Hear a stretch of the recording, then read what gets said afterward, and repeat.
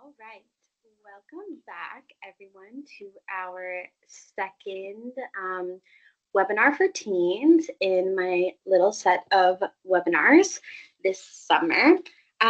Hopefully, we're going to get around to doing more of these because they're really fun and great ways to get information out in accessible ways. But for now, we're going to be talking about navigating sexuality as a teenager. So my name is Melissa. I facilitated the last webinar as well. So welcome back if you've already kind of seen me before, and welcome if this is your first webinar. Our first one in this little set was on navigating healthy relationships and dating habits as a teenager. So check that out if you're interested. So just a quick note. We're going to be talking about some things that can be a little bit sensitive for people. Everyone has different relationships to sex and sexuality, and this can be influenced by media, parents, religion, self-esteem, prior experiences of consent, and many, many more. This means that they're a little bit sensitive and can be in different ways for different people. So to leave if need be, and please reach out to a trusted adult or a friend in case this kind of brings up some things for you.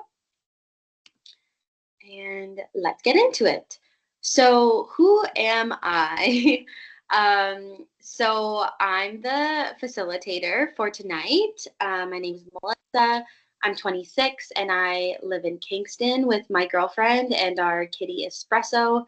I graduated with a Bachelor of Arts in Gender Studies through Trent University in 2020. This degree was amazing in how it built my feelings up of sex and sex positivity and the importance of sex education. I was really lucky to learn a lot about life in school, like, for example, why the orgasm gap is so big between men and women, or about how trans people have existed worldwide, cross-culturally for thousands and thousands of years. It was in this safe space in school, in my undergrad, that I realized I was a lesbian when I was around 20 and had my girlfriend. Because I had only known sex and sexuality that centered heterosexuality, so a man and a woman, I had to kind of play a lot of catch up in this. This made me feel really isolated because I kind of just started in this new dating world at 20 years old. And so that's why sometimes queer people can talk about how there's a later sexuality for queer people a lot of the time. Once you kind of grow into your identity, you're navigating relationships with others in a different way. And so you kind of have to catch up with your straight peers sometimes. So yeah, like some examples where I didn't know that sex existed where women's pleasure was focused on or was centered. And I also wasn't familiar with exploring sex that didn't feel uncomfortable. I grew up thinking that sex was penis and vagina sex, and that's kind of the main sex thing. And also that sex was always going to hurt, it was always going to be uncomfortable. So there was a lot of unlearning as well as learning in that time in my life. And so now I want to share what I've learned and what I wish I knew about when I was young. So fast forward to now, I'm a couple months out from graduating from a Master's of Social Work through UVic in BC. And I have the pleasure of working at the Relationship Center. And I mentioned this in our last webinar too, but the core of my practice is to normalize conversations that people find awkward or difficult, or they're unsure how to navigate them. So as I said before, just kind of reflect on some of your experiences throughout this webinar. And if it gets uncomfortable for you, feel free to put it down, pick it back up when it feels better. So here's the agenda for tonight. So we're going to start with pleasure. what is it? And then we're going to move into masturbation and foreplay, the myths of virginity, what you like, how you can figure out what you like, sexting, the do's and don'ts of news, pornography, and then we're going to end and seeking support and the relationship between the two. And my intentions tonight are the same as the last webinar. And I just want to start from a place of kind of being open, that I am taking part in these webinars because I believe in the power of normalizing knowledge and normalizing asking questions and getting trustworthy answers to those questions. So we're going to start from self. And let's talk about sex. I know it can be kind of weird for some people, but it is such an important topic. And so I'm going to be right here beside you as we speak about these things in open and affirming. So an affirming space just means that there's no judgment, and we're going to speak about quite a few different identities, sexualities, because people exist in all different ways, and it's important to have those conversations. So let's get into the fun stuff. So beginning from what is pleasure. So pleasure is something that we are all familiar with. This is where smiling comes from, laughing. We can feel pleasure while doing things we enjoy, like eating sushi. It's one of my favorite things, lighting a new candle, or petting your dog. And pleasure is tied to all five senses. So sight, smell, taste, hearing, and touch. Um, so when we think about it being tied to the senses, this can be felt both ourselves. So that's kind of the solo side of pleasure. And then it can be felt with someone. So we're going to be talking about both of these aspects. But first, we're going to start with what pleasure looks like and feels like solo. Um, so exploring yourself is a great way to know your anatomy outside of sex ed or health class. And it can help you appreciate the unique body you have. And remember, every body is different. Despite what the media tells us, despite what we see in porn, every body is different. It's meant to be different, and that's actually the normal part of bodies, is the uniqueness and the difference between different people. Oops. Um, yeah, so exploring your body and how you feel pleasure is also a way to discover what's normal or not normal for you.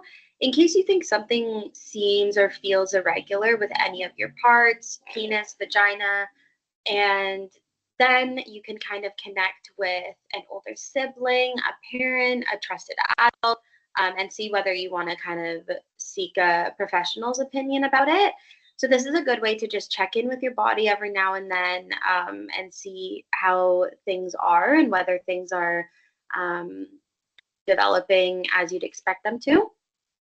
And being curious about the development of your body is very normal. It's very healthy. It's a part of self-discovery, which is natural as we get older. And it's also an amazing exercise in connecting mind and body through self-pleasure. And this is through being present. So connecting to your body by yourself. And this also helps with the release of happy hormones, so endorphins, dopamine, and also will help you explore what you like. This is something referred to as pleasure awareness, which is taking notice of the things around you that make you feel good. My cat just came into the room, so if he comes across, don't be alarmed. This can be anything from noticing the daffodils that have come up in the past little bit, to, oh, yeah, called that one. Yeah, all the way to practicing physically exploring your body and what kind of touch you'd like and what you feel comfortable with. So we're going to get more into masturbation on the next slide, but for now, I have a question I want you just to ponder in your head. What do you think is the biggest sex organ in the body? In the live version of this webinar, no one volunteered an answer, but the answer is the brain. I think that this is a really interesting fact because sex education so often talks about sex in terms of putting a condom on, or I don't know. I don't really remember what they taught that much because I think it didn't really apply to me that much. I didn't find it very interesting, but yeah, it's like very body centric. It's very um, anatomy biology based. And it leaves out that there are so many ways of having sex, different ways of having sex. And a lot of the time, these are tied into how you're feeling in your mind, in your brain, and the connection between mind and body. So the ways of having sex are dependent on what parts people have, who they're attracted to, what they're comfortable with. But yeah, this one size fits all type of model of heterosexual penis vagina sex is not that. It's not a one size fits all. It's actually quite the opposite. There's so many ways to have sex, and we're going to get into some of those. So let's move into talking about masturbation. So these are a few masturbation myths and masturbation truths. Might be a little surprising depending on how you've grown up and where you kind of get your knowledge from. But these are really important to talk about because a lot of fear can exist around touching yourself. And if you take anything away from this webinar, I hope it's that masturbation is completely normal and it's healthy. It is a thing that so many people do. And so have a read through these lists of myths and truths and kind of reflect on what your thoughts are around masturbation and self pleasure, where you got messaging from, and how you've come to believe these things about masturbation. And while you do that, I'm just going to speak more to the benefits of getting to know your body intimately. So, for example, body image. Exploring your body by yourself can help develop feelings of comfort and confidence with how your body works and feels and looks and functions, and also how it responds to touch. This is part of discovering what feels good to you. So then it can develop your sense of body boundaries and limits, which we're going to loop back to a little bit later when we discuss consent. But discovering what feels good to you is going to help you to communicate with there when and if you decide to share your body with someone else. And uh, is also an amazing form of a stress relief. It can release tension, it promotes a sense of relaxation, it helps with sleep. And as I said before, it releases happy hormones. So this can help with motivation, contentness, and just having mental clarity to kind of go about your day with. On this slide, I've included a link under How To, which is a webinar that explains more details about pleasuring yourself, and it's geared towards teens who are first kind of trying to explore and begin to understand their bodies and other bodies. All right, so, oh my gosh, he does this every time.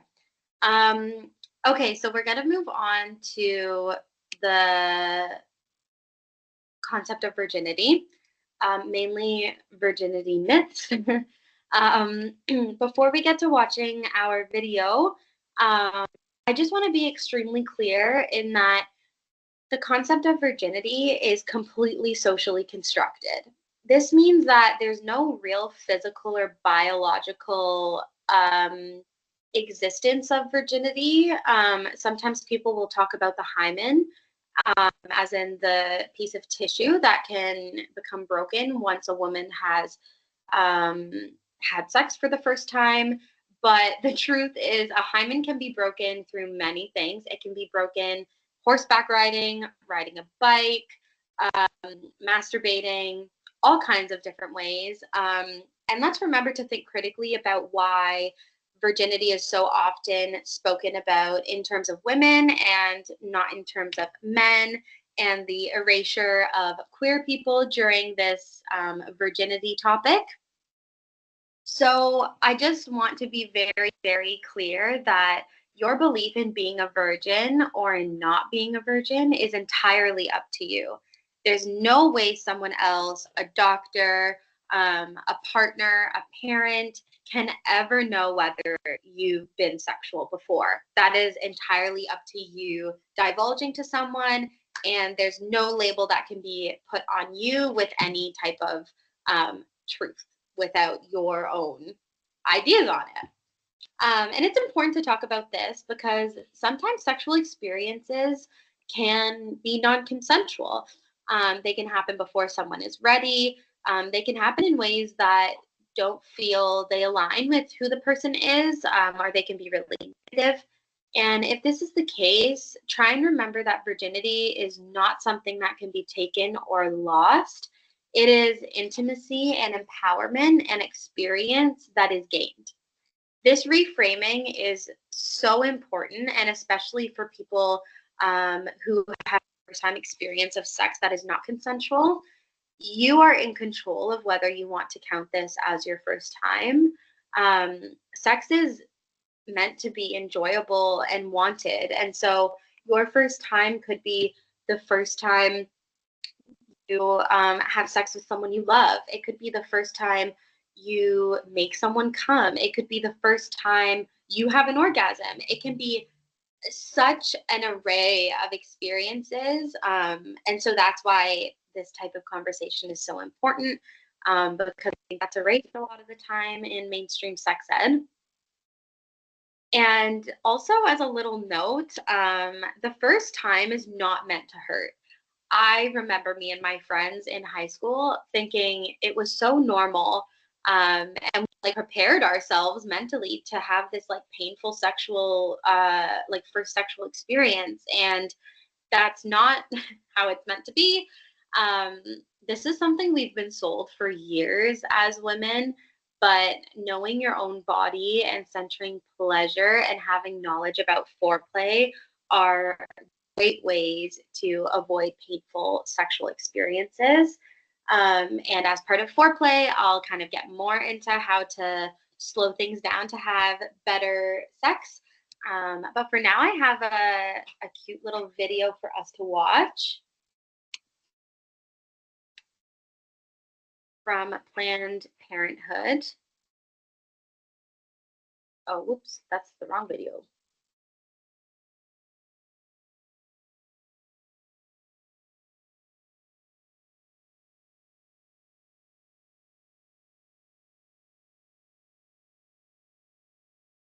Okay. So let's get into this. It's just about 2 minutes long.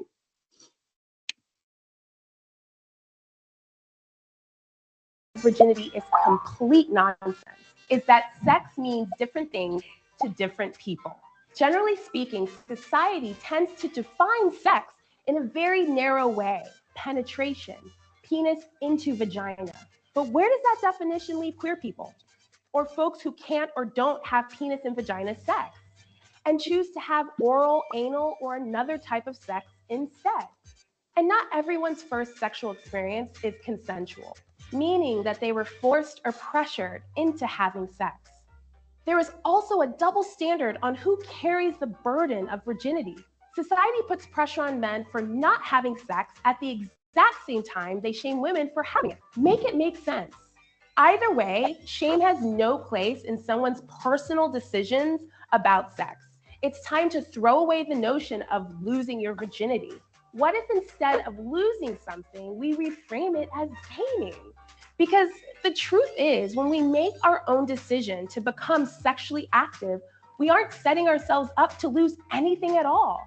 We hope we are gaining things like intimacy, self-insight, pleasure, and empowerment. All of these myths around sex and virginity can be so hurtful and overwhelming. But here's the one truth you should remember. Sex is defined by one thing and one thing only: you. Maybe that's being fingered for the first time. Maybe it's having anal sex. Maybe it's having your first orgasm. Maybe it's masturbating for the first time, or when you enthusiastically consent to sex. That's the beauty of your sexual journey. You're in charge, and you can figure it out on your own terms. Choosing to have sex, when, what kind, where, who with, is something that only you get to define.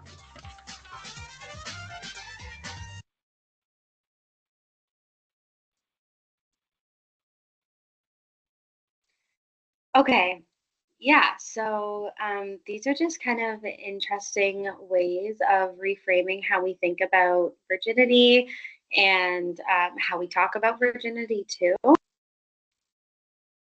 So next, we're moving into foreplay and moving towards sex. And so foreplay is the stuff that happens before sexual acts that gets someone in the mood. So it's the flirting and kissing and touching, giving and receiving compliments, telling someone what you'd like to do with them. So the way to think about foreplay is much like sports. So, for example, an athlete stretching before a game or a race is the same way that people participate in foreplay before sex.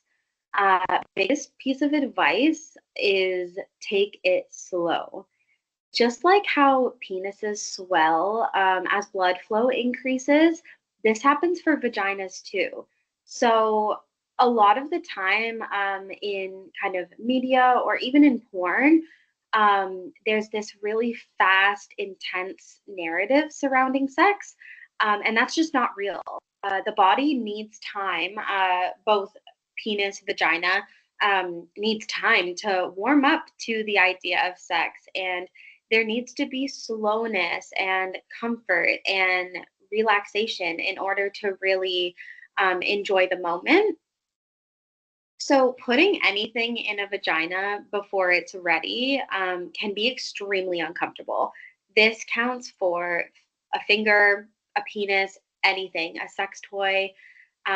This is not only uncomfortable, it's painful, and it's also a risk for infection because of friction with whatever is in there, and then the natural lubricant not having had time to warm up.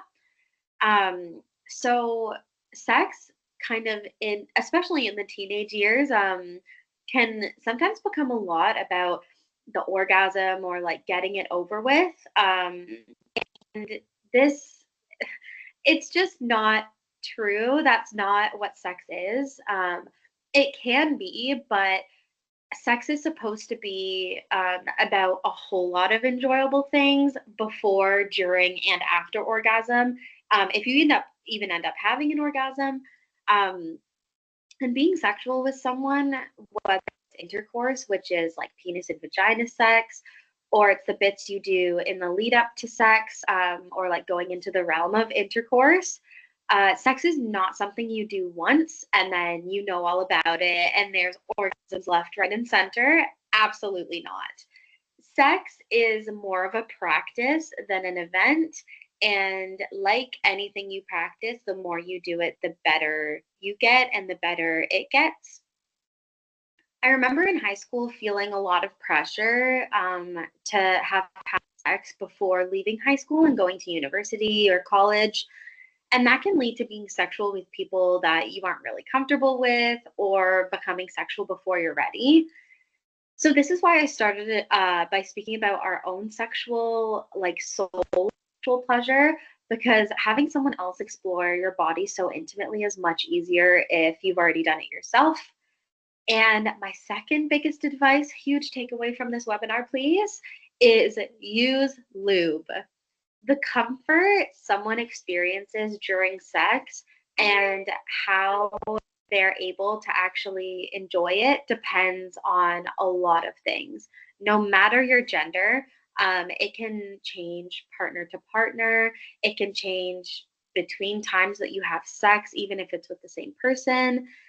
It can be affected by where you are in your period cycle, by your stress levels, tiredness. There's lots of things that come into the relaxation you can access during sexual activity.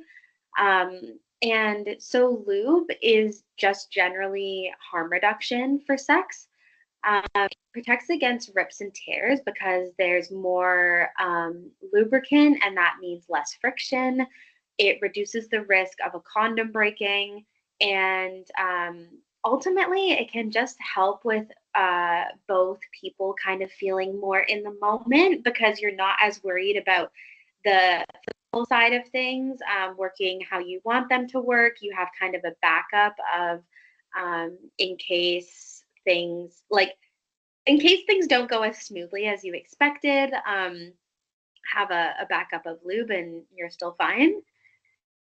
And lastly, there's absolutely no rush in sex, especially in your teen years while you're still figuring out what you like. And if something doesn't feel good, you can switch positions, you can go slower, add lube. Lube can be bought at like just regular drugstores like Shoppers or Walmart, Giant Tiger. So it's pretty accessible. And don't be afraid to laugh or ask questions. Sex, whether you've done it 100 times or never before, is a constant learning experience. It doesn't matter whether you're 60 years old and you're a veteran of sex, you're still going to learn some things while doing it. And especially with someone else, sexual things can be awkward, like body parts don't always do what you want them to do. Your dog can walk in halfway through and stare at you. Um, Having sex is a human experience, and unlike porn and media imply, it doesn't always go the way you expect it to. There is no one way to have sex. And so, whatever ways make you feel comfortable and attractive and desired and safe, those are the ways that are best for you. So now that we've spoken about a lot of things around sex, let's cover the choice of whether to have sex or to wait a bit. So we're going to watch another little video from amaze.org, which is an incredible resource, an online resource, which I am a big fan of, obviously, because I've used it in both webinars. And it's gonna help us think about why we want to have sex and how to go about it, and then also how to have open conversations about it. And in addition to learning about STI prevention and birth control, it's also important to talk about what you'd like out of sex with a partner. And remember, sex is about feeling good as well as feeling comfortable. One of the most important aspects of sex is consent. And so this video is going to touch on that a little bit, and then I'm going to get more into it after we watch our video. So I'm just going to play this. Okay, study for tomorrow's big test or go to the super cool pool party. Tough one. Study for the test? Okay, best 2 out of 3. People decide to have sex for a variety of reasons. Sometimes it's based on their emotions, and it's a way to show love and affection. Sometimes it's based on their physical feelings and meant mostly for pleasure. Other times, people decide to have sex to have a baby. Before engaging in sex, you must ask and get consent from your partner. Also, be sure to talk to your partner about birth control methods and testing for sexually transmitted infections. It's also a good idea to talk about your thoughts, feelings, and expectations about sex. Whenever you choose to engage in sex, it should be an enjoyable, positive choice for both you and your partner. A person's decision to engage in sex is theirs and theirs alone, and you should never feel forced or pressured. The right time to have sex is different for everyone. If you're still unsure about making the decision, talk to a trusted adult about when is the right time to engage in sex. Don't forget to visit me at amaze.org or go to my YouTube channel to watch more. Bye!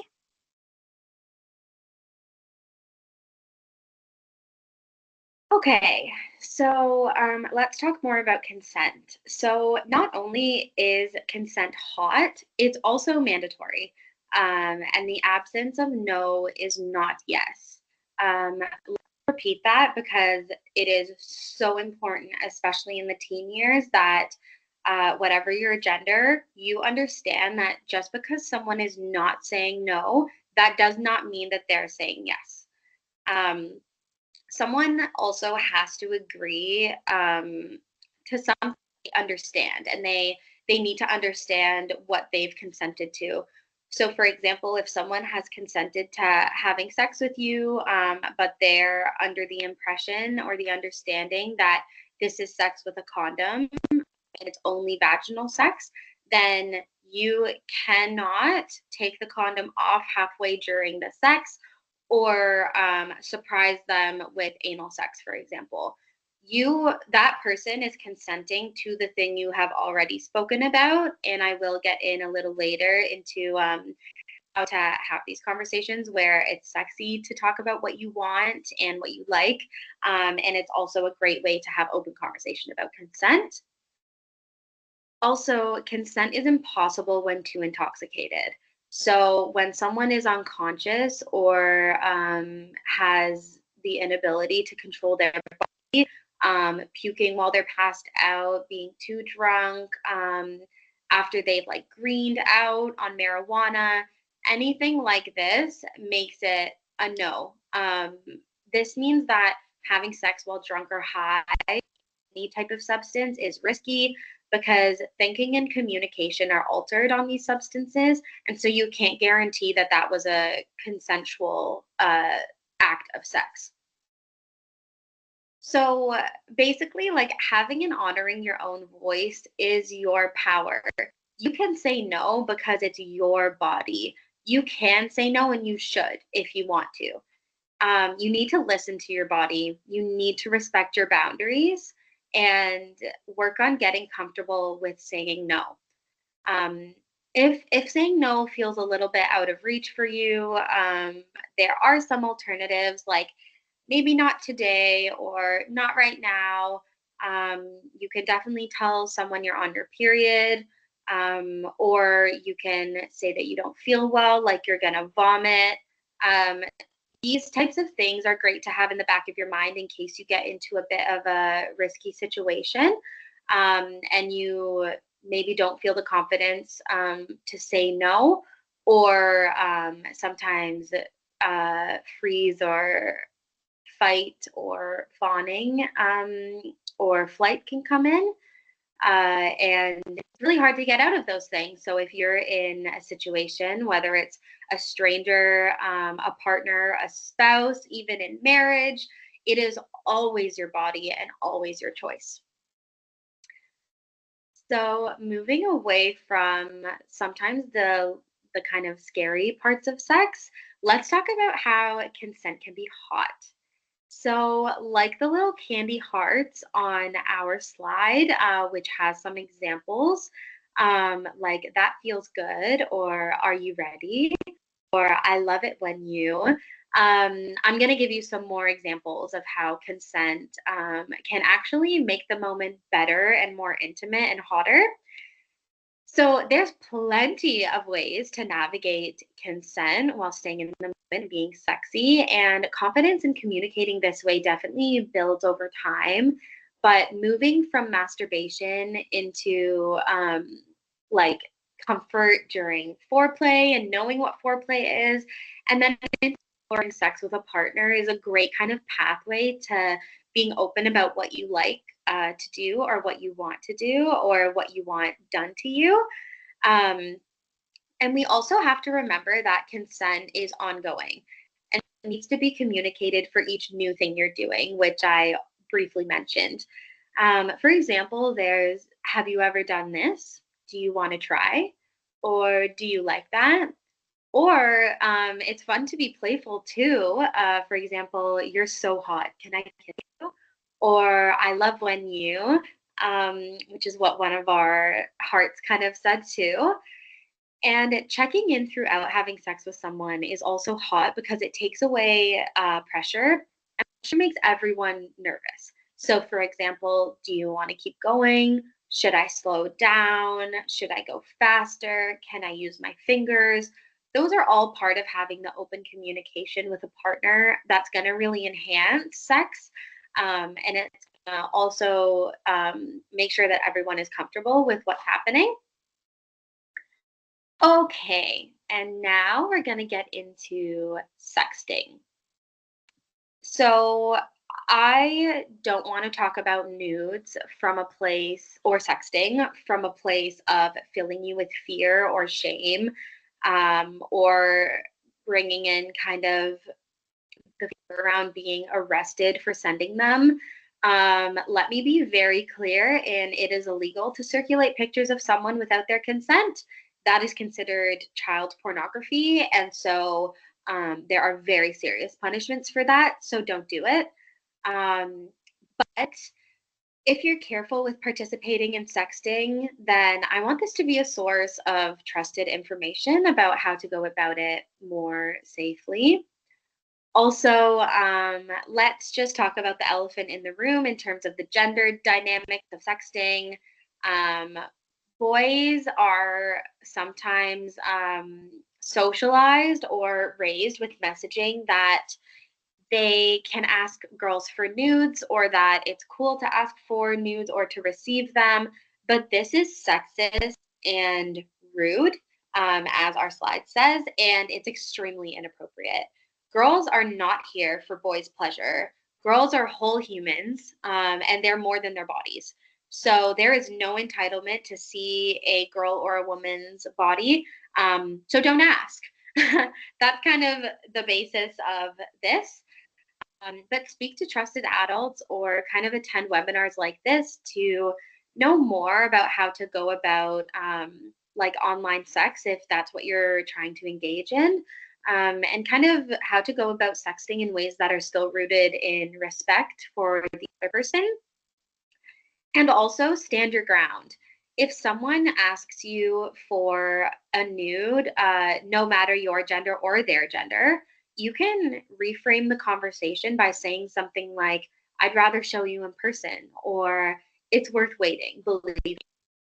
Those are ways to kind of, if you're a little bit afraid of conflict, which is completely normal at any age, those are ways to kind of decrease the chance of a conflict occurring during this kind of intimate and like weird interaction with someone, if you don't want to send the nudes. But it also kind of keeps it a little bit more relaxed. So when it's two people who are consenting and over the age of 16, talk about what you like and dislike. Texting is so common now, and so it's a great opportunity to talk about what sexual things you're curious about, your favorite things to do, or questions you have. Having texting with people you know from real life is a great way to lower the stakes in these types of conversations, but still having the conversations. And having these conversations in person is ideal, but sometimes that's less comfortable for people. So as long as you're having conversations about what's comfortable for you and what you're looking for, then that's a good thing. Okay, so nudes. If you're going to send nudes, definitely think twice. Definitely take lots of things into consideration if you're thinking of sending nudes. Nude photos are impossible to permanently delete. They can follow you around for some of your life. This goes for women, men, non binary people, everyone. I've known many women who have had their pictures that they sent consensually to a partner, sent then non-consensually to group chats, tweeted. There are many stories like this, so it happens. and hopefully this type of education can stop it happening for more people. And also, it's illegal and it's disgusting and it is so disrespectful and it is never worth it. So if this has ever crossed your mind to circulate something of someone else, don't. If you are going to take nudes, do not have your face in it. No face. No scars or tattoos or birthmarks, identifying jewelry. This is kind of around harm reduction education with sending nudes. If you're going to do it, there are ways to do it more safely. And so another thing to think about is what's in the background of the picture. For example, is there a school uniform? Are there trophies from school that have your school name on it? Are there photos of you and your friends or something that says your name on it? Yeah, be aware of those things because what we're talking about is deniability. So in the case where a nude picture is circulated without your consent, this would be a police matter, and then basically there's going to have to be an investigation as to whether it was consensual. And so these things will kind of help you be very clear in that it was not for anyone to circulate. Part of this is also having a written part on the actual picture that can't be deleted, not to be shared. You can write not to be shared directly on the picture. I've even read before about people putting an almost invisible watermark on the picture they send with the full name of the person they're sending it to, so that if it's circulated, the person who has circulated it is circulating their own name in your picture and not realizing it. So these are just some ways of going about sending nudes in some kind of more safer ways. And yeah, here's just a little like campaign sign that says it's rude to ask for a nude. I've screen captured your message as evidence if needed. So don't be afraid to steal that type of language and tell someone that. Okay, on to our last topic. We just have a couple minutes here. Porn. Porn is made to push boundaries. Porn is meant to be unrealistic. It's meant to be out there and bold, and that's why it feels good to watch. So all to watch porn is natural. It is absolutely necessary to be critical while watching and to be aware of what the messaging is. Racial and gender power dynamics are inherent in porn, such as women being degraded both verbally and physically, women having like really rough sex where there's no consent involved, like verbal consent that the viewer sees as well. There's name calling, and even, for example, kind of tying into why I found my undergrad so important, I did the thesis of one of my final essays was how Black men have been sexualized in mainstream porn. And so I looked at the racial and kind of gender dynamics of Black men in porn and how this has become such a site of racism and even colonization, and how we have to think critically because we're kind of having all this media around us all the time. And so you have to have your own thoughts where you think, okay, there's more to this story. Something doesn't feel quite right.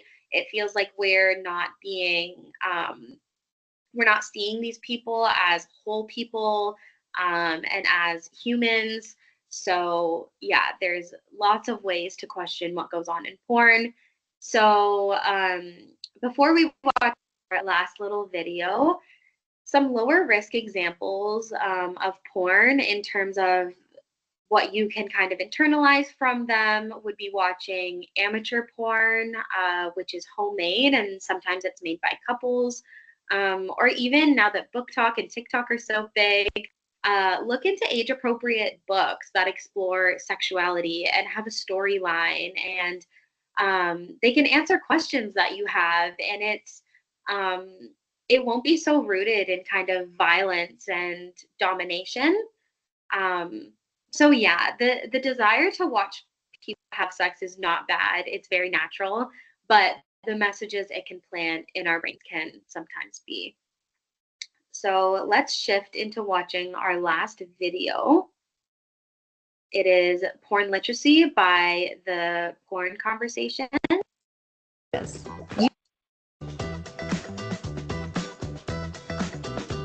It's common to be exposed to free online porn, whether it's sought out intentionally or by accidentally coming across it. For many, it's one's first exposure to sex, and without the facts, leaves people of all ages, genders, and sexual orientations with a misunderstanding of what sex and respectful relationships look like. Porn literacy gives us the tools to critique and construct our own meaning through critically examining and making sense of what we're exposed to. Porn, like all other forms of media, is constructed to shape our perceptions by sending us messages. You may notice some common body types in porn. This often encourages people to seek this body image for themselves or their partner. It can add a lot of unnecessary pressure and is not realistic. All bodies, no matter the shape, size, and ability, are worthy of love and pleasure. The practice of consent often does not play a large role in free online porn. Know that you were able to create your own boundaries based on what feels good or not to you. With every partner, there must be communication and consent present before, during, and after sex. Unlike what you often see in porn, sex does not always have to include penetration and end in an orgasm. Sexual behaviors vary, and communicating with a sexual partner and practicing consent is the only way to have pleasurable sexual experiences. There exists a lot of racial terms and hate speech in free online porn that perpetuates harmful stereotypes and behaviors towards Black, Indigenous people of color. Many films are shot from the male gaze, meaning the women in free online porn are often depicted as tools of the men's satisfaction as both the viewer and the sexual partner in the film. Every person, no matter what race and gender identity, is deserving of love and pleasure. Filming techniques like lighting, directing, camera angles, and editing to create a final cut that leaves out the bloopers, breaks, and conversations that really go on only furthers the unrealistic messages that porn sends. The main purpose of porn is to entertain, not to educate. And while one can get real pleasure from watching it, what is displayed often creates a fantasy rather than sexual outcomes that are realistic.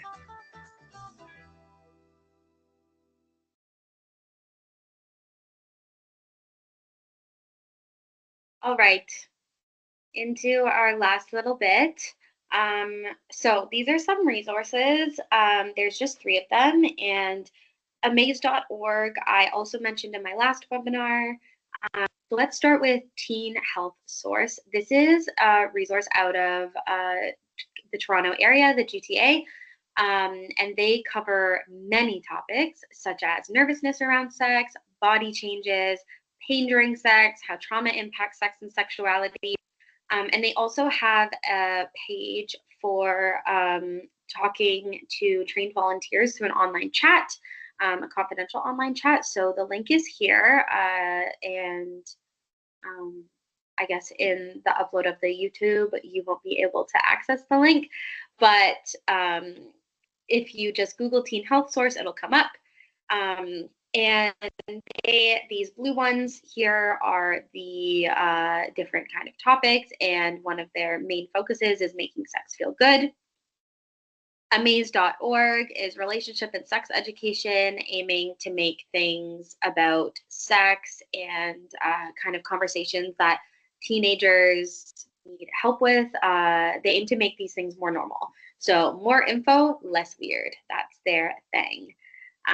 For example, there's screenshots. I screenshotted some of the interesting videos that they have. So boxers and boners, puberty guide, flowing with confidence about having your period, and sexual and reproductive health rights of young people with disabilities. Such an important topic that isn't spoken about enough. And then finally, there's Scarletine, which is an incredible online resource that's run by queer people, but it covers all kinds of sex. And it's sex education through articles, online chats, message boards, resource referrals. So, for example, there's these two posters shotted from their Instagram. So, for example, how can I enjoy sex as an intersex person? Very important conversation. Or I'm an autistic extrovert. What does that mean for my dating future? As well, in the Belleville area, of course, there's us, the Relationship Center. You can get into contact with me. My email is Melissa, Melissa, at the Relationship Center with an RE, .ca. If you would like to suggest any future webinar topics, or get in contact about any feedback on the webinars or whatever you're thinking. There's Bay of Quinte Pride, amazing organization for queer people. Oh, my cat says hi. And then the John Howard Society Youth Services. Yeah, so basically what I'm thinking as we wrap this up is I'm just kind of reflecting on how I can help bridge the gap between teens and caregivers or adults. So if anyone has any feedback on that, please let me know. I want to be an ally for teens in this, and I want to be able to make communication between teens and caregivers a little bit easier. And are there any topics you'd like to see covered in the webinars from the Relationship Center in the future? If so, please let me know and I can tell the rest of our team and we can see what we can do with that. So thank you so much. I hope you enjoyed our time together and learned a few things about yourself or about others on the way. This is really fun and I love doing these things. So I hope you enjoyed. Thank you. Bye.